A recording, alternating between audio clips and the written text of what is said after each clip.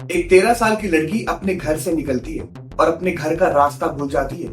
फिर वो जैसे तैसे पास ही की श्री गंगानगर रेलवे स्टेशन के पास पहुंचती है और वहां पे उसको मिलता है एक ई रिक्शा चालक। वो उस लड़की को बहला फुसला के अपने साथ एक होटल ले जाता है और वहां ले जाके उसको बेच देता है। फिर दोस्तों लगातार 4 से 5 दिन तक उस लड़की का देह व्यापार किया जाता है और लगभग 30 से 32 लोग पूरे 5 दिन तक उस लड़की के साथ गलत काम करते रहते हैं। और जब वो लड़की उनको डिनाई करती है, मना करती है, तो वो सब हरामी उसको दारू पिलाते हैं और यहाँ तक कि उसको मारते भी हैं। राजस्थान के श्री गंगानगर से दोस्तों ये खबर ने आज पूरे हिंदुस्तान को हिला के रख दिया है। अगर आप पूरा मामला सुनोगे तो सचमुच में आपकी रूह कांप जाएगी कि क्या सचमुच में इंसानियत आज इस धरती से खत्म हो रही है।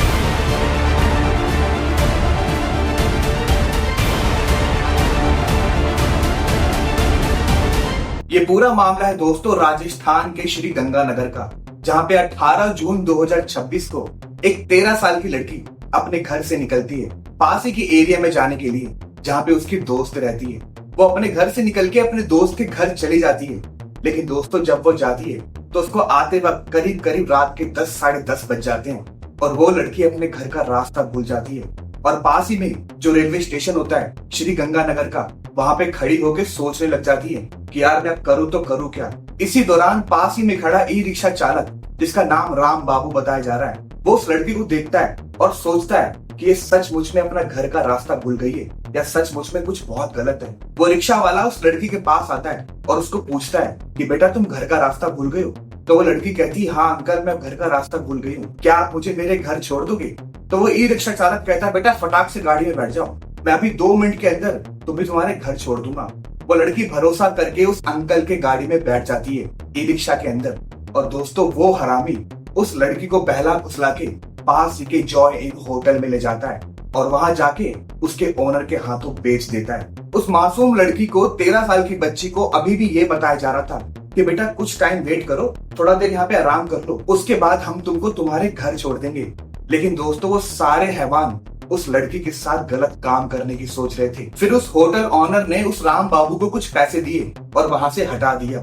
और दोस्तों उसके बाद उस होटल के ऑनर और उस होटल के लोग ने उस लड़की के साथ, उस मासूम बच्ची के साथ गलत काम किया।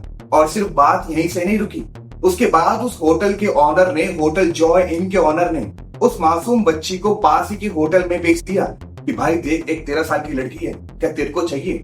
दोस्तों देखते ही देखते ये खबर पास में जितने भी होटल होते हैं सब में फैल जाती है, क्योंकि वो हरामी उस लड़की की फोटो खींच के जितने भी पास के होटल होते हैं उन सब के पास भेज देता है, उनके ओनर के पास। और वो सारे ओनर कहते हैं कि हाँ भाई हमें भी ये लड़की चाहिए। उसके बाद दोस्तों वो लड़की वन बाय वन लगातार 4 से 5 दिन तक एक के बाद एक होटल में भेजी जाती है और उसके साथ हरामी दुष्कर्म करते रहते हैं। और दोस्तों रिपोर्ट्स के मुताबिक ही मालूम पड़ रहा है कि पूरे 5 दिन में लगभग 30 से 35 लोग, जी हाँ दोस्तों जितना सुनने में दर्दनाक लग रहा है उससे भी दर्दनाक कहानी है ये, लगभग 30 से 35 लोग उस बच्ची के साथ पूरे 5 दिन में दुष्कर्म करते हैं। और जब वो लड़की बेहाल हो जाती है, दर्द से तड़पती है, तो वो साले उसको दारू पिलाते हैं और उल्टा मारते भी हैं। पर हैरान की बात ये थी दोस्तों राजस्थान के श्री गंगानगर में ये पूरा रैकेट चल रहा था होटल के अंदर और किसी को पता भी नहीं था। और वहीं पर दूसरी तरफ उस 13 साल की मासूम बच्ची के परिवार वाले परेशान हो रहे होते हैं कि यार हमारी बच्ची कहाँ चली गई। वो पुलिस में कंप्लेन करते हैं और पुलिस उस बच्ची को ढूंढने में लग जाती है। फिर दोस्तों जब पुलिस इस बच्ची को ढूंढने में लग जाती है तो पुलिस के जो मुखबर होते हैं उनके पास उस लड़की की फोटो आती है। वो दोस्तों मुखबर तुरंत पुलिस वालों को बताते हैं कि सर हमें वो लड़की मिल चुकी है, वो श्री गंगानगर के एक होटल में बेची गई थी, इसका नाम जॉय इन बताया जा रहा है। फिर दोस्तों जैसे ही पुलिस वाले उस बच्ची की फोटो देखते हैं तुरंत उस होटल पे छापा मारते हैं और उस बच्ची को बचा लेते हैं। और उसके बाद उस होटल के ऑनर, उस होटल के मालिक, जितने भी बंदे उस होटल में शामिल थे उन सब सालों को पकड़ लेते हैं। और उसके बाद पुलिस पता लगाती है कि इसके बाद ये बच्ची कहाँ कहाँ बेची गई थी।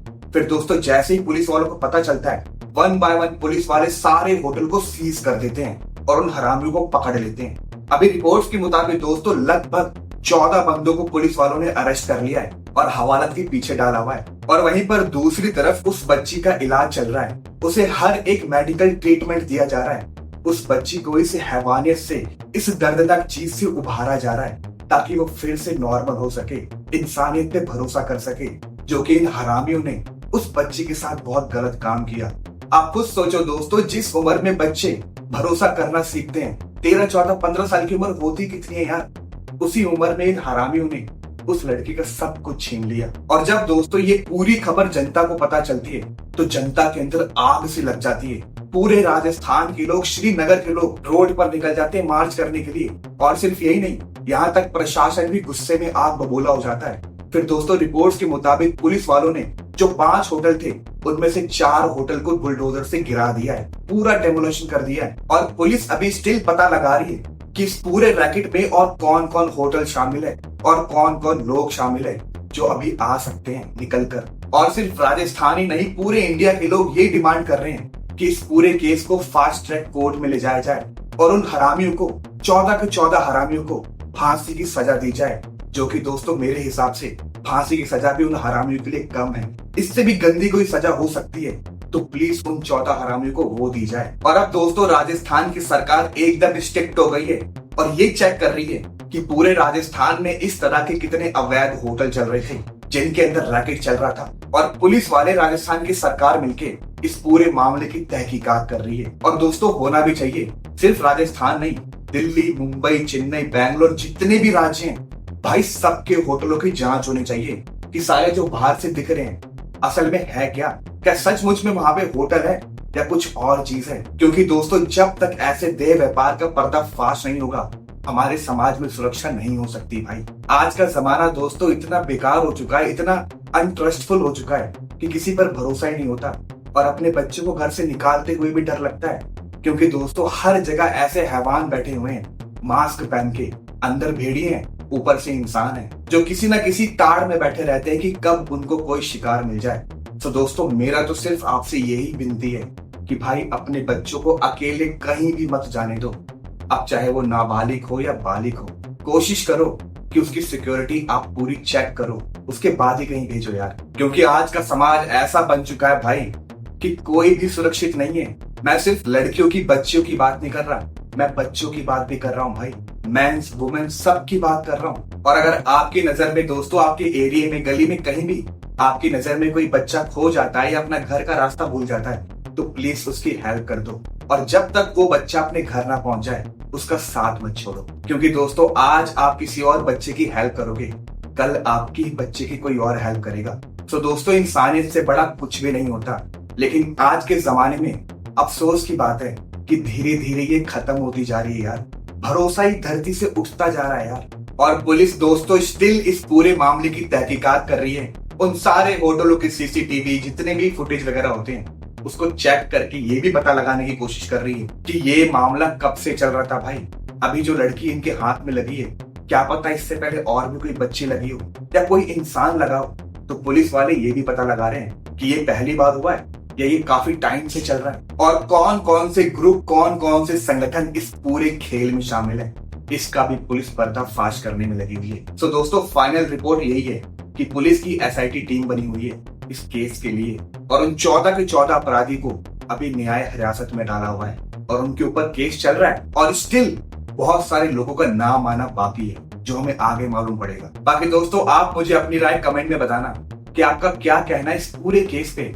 और अगर दोस्तों आप सचमुच में चाहते हो कि उस 13 साल की बच्ची को न्याय मिले तो कमेंट बॉक्स में सिर्फ जस्टिस लिख देना, इसके अलावा कुछ भी नहीं। और इस वीडियो को अपने दोस्तों के साथ शेयर कर देना कि हमारे प्रशासन तक खबर जानी चाहिए और सारे लोग, हम सब साथ मिलके उस बच्ची को जल्द से जल्द न्याय दिला पाए। और अगर आपको ये वीडियो अच्छी लगती है तो इसको लाइक कर देना, इस वीडियो को अपने दोस्तों के साथ शेयर कर देना, क्योंकि पूरे देश में जागरूकता सिर्फ और सिर्फ हम फैलाते हैं। और ऐसे मोर वीडियो देखने के लिए हमारे चैनल को सब्सक्राइब करके बेल आइकन को प्रेस कर दो। तब तक के लिए मैं आपको मिलूंगा अपने अगले वीडियो।